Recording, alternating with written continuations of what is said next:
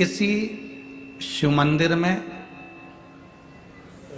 थोड़ा ध्यान देंगे, किसी किसी के घर में ऐसी जो जलाधारी होती है ना, ये जलाधारी नीचे का हिस्सा समझना जरा अच्छे से, जलाधारी होती है, शिवलिंग अलग से होता है।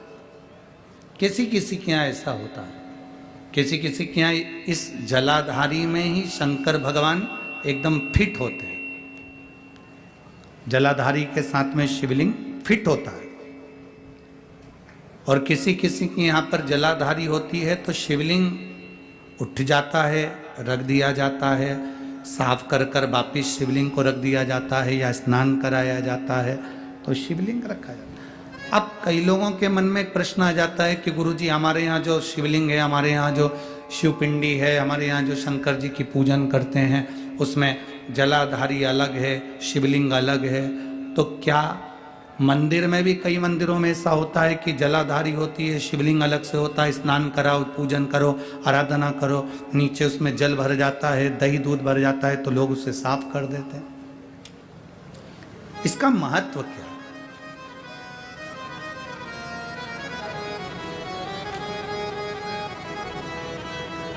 पहले तो अच्छे से समझ लो उसको।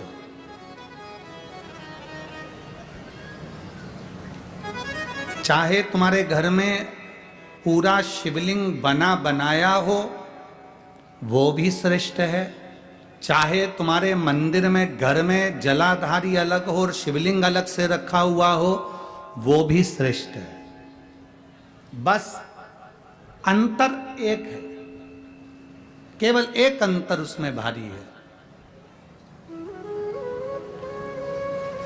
कौन सा अंतर भारी है? कि जो शिवलिंग फिट है, जो शिवलिंग उसमें लगा हुआ है, उसकी आप आराधना कर रहे हैं, उसमें आप जल चढ़ा रहे हैं, भक्ति कर रहे हैं, आराधना कर रहे हैं, उसका भी फल पूरा मिलेगा। जो शिवलिंग अलग से है, उस जलाधारी पर रखा हुआ है, उसकी आराधना कर रहे हैं, उसका भी फल पूरा मिलेगा। पर अंतर इतना आता है कि जैसे जो फिट शिवलिंग है जलाधारी के साथ रखा हुआ, उस पर एक बेलपत्र चढ़ाई हुई, एक बेलपत्र चढ़ाई हुई हजारों फल देने वाली होती है।